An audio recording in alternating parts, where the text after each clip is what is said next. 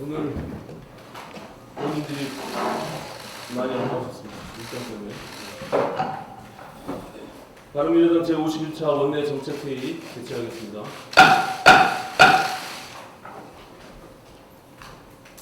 중국과 러시아의 군용기들이 우리 영공과 방공 식별구역을 무단으로 침범한 사건은 대한민국의 주권을 유린하고 동북아 평화를 위협하는 것으로 결코 용납할 수 없는 일입니다. 이번 사건은 우발적인 사건이 아니라 중국과 러시아 양국이 사전에 치밀하게 계획한 연합 군사훈련의 일환이었다고 하니 우리나라에 대한 양국의 공격적 행위를 강력히 규탄하지 않을 수 없습니다. 더욱더 용서하기 힘든 일은 러시아가 사과를 해오기는커녕 대한민국 공군이 공중 난동을 벌였다는 적반하장의 태도를 보인 것입니다. 중국 또한 방공 식별구역은 영공이 아니라며 국제법을 준수했다고 강변했습니다. 그러나 방공 식별구역에 진입하려면 국제적인 관례에 따라 비행 목적과 비행 경로를 우리나라에 사전 통보했어야 합니다. 중국과 러시아가 연합 군사훈련의 일환으로 이번 사건을 벌였다고 밝힌 이상 이것은 단순히 사과를 받는다고 해서 끝날 문제가 아닙니다. 앞으로도 얼마든지 우리 동해상에서 같은 사건이 계속해서 벌어질 수 있기 때문입니다. 국민의 생명과 직결된 국가 안보는 남의 눈치를 볼 필요가 없이 일단 지키고 봐야 합니다. 정부는 한미연합 대응 체계를 강화하고 군사적 대응 능력을 높이는 데 우선 주력해야 할 것입니다.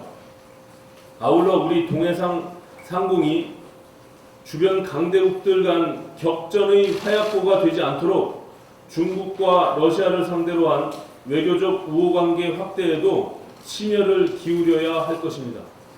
이번 사건의 배경은 동아시아 전체의 군사적 역학관계에 있는 것이기 때문에 그 원인이 전적으로 우리 정부의 안보 무능과 외교 무능에 있다고 평가하는 것은 적절치 않다고 생각합니다.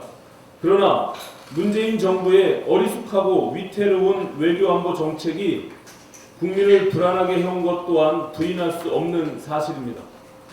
이번 사건과 관련해서 청와대는 러시아 정부의 공식 입장이 나오기도 전에 주한 러시아 대사관 무관 한 사람의 말만 듣고 러시아가 유감의 뜻을 밝혔으며 이번 사건은 기기 오작동에 따른 것으로 침범 의도는 없었다고 한다는 사실과 다른 브리핑으로 혼선을 빚었습니다. 청와대의 이런 아마추어적인 행태가 정부의 안보 능력을 의심하게 만들고 국민의 안보 불안을 증폭시키는 원인이 되는 것입니다. 문재인 정부는 야당이 침소봉대한다고 억울해하지만 말고 자신들의 문제가 뭔지 제발 스스로 돌이켜보기를 바랍니다. 어제 홍남기 경제부총리가 국회를 방문해서 추가 경정 예산안의 조속한 처리를 다시 주문했습니다. 속이 타들어가는 경제부총리의 마음은 이심점심으로 이해하지만 추경안에 관한 한 홍남기 부총리가 설득할 사람은 야당의 원내대표들이 아니라 여당 원내대표입니다. 민주당 이인영 원내대표는 자유한국당이 추경안 처리를 하자고 할 때까지 기다리겠다면서 아예 임시국회 소집을 위한 협의 자체를 하지 않고 있기 때문입니다.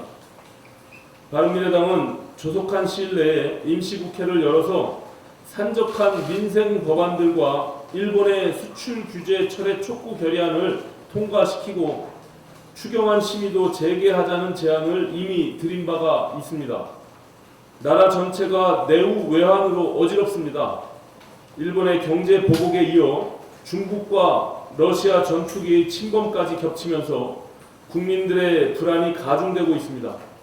이런 와중에 반도체, 디스플레이, 화학 등 분야를 가리지 않고 주요 대기업의 상반기 영업 실적이 급격히 악화됐다는 우울한 소식이 전해지고 있습니다. 지금 여당이 가장 절박하게 해야 할 일은 야당에게 친일파 딱지 붙이는 일이 아니라 임시국회 소집입니다.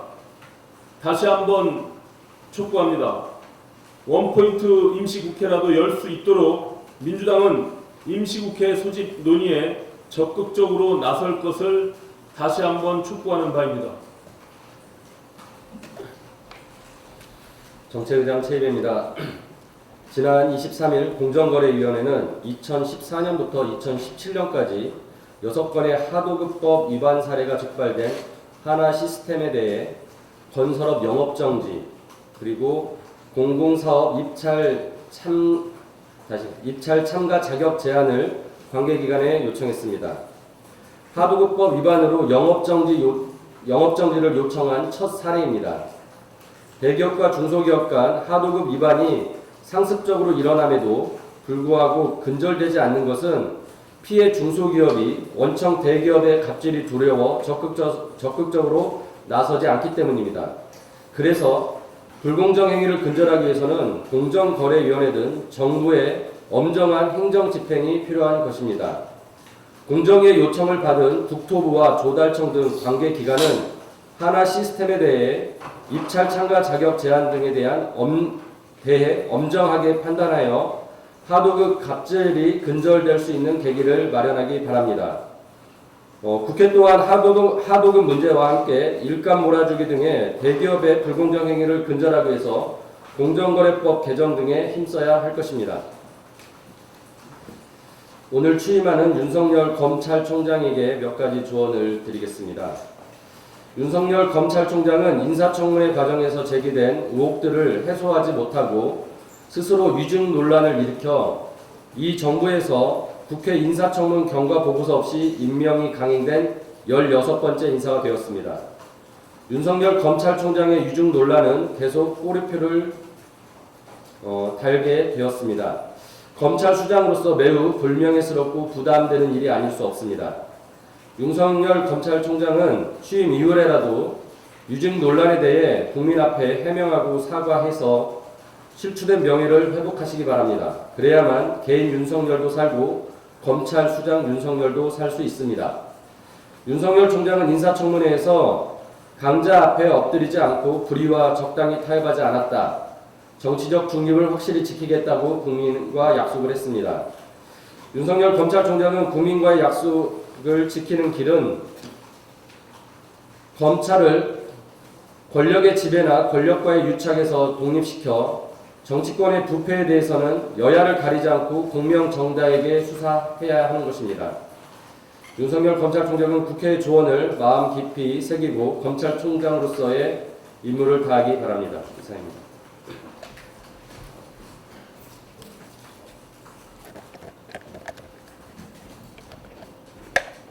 지난 23일 한빛원전 4호기에서 157cm 깊이의 초대형 공국이 발견되어 원자력 안전에 대한 국민 불안이 커지고 있습니다.